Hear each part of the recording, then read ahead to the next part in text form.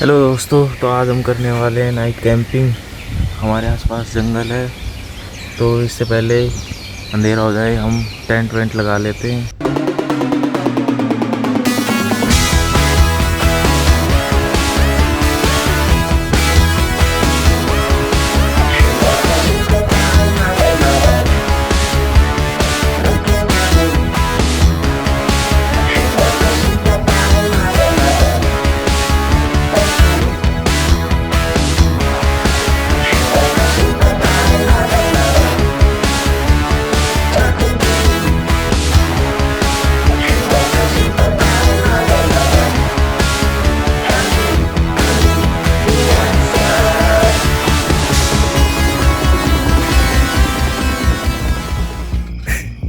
चालो भाई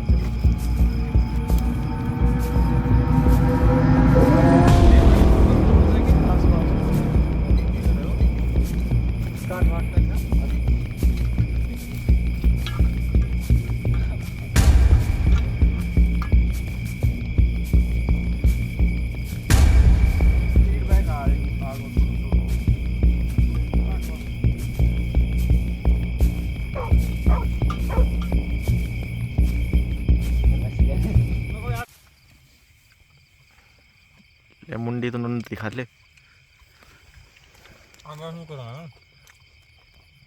लकड़ सिंह अरे वो तो फिर मैं रिलायंस में डाल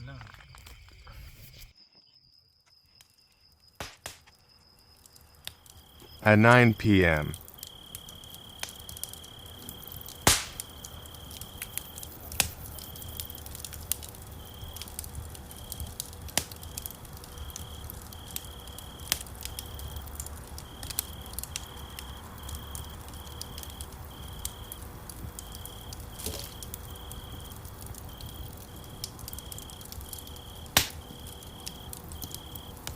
आज चल रही है इसी तरह ज्यादा वेट मारती है ना जिम के बाद तो आग वो बुद्धि था दिक्कत ही नहीं। Good night. At 6 a.m.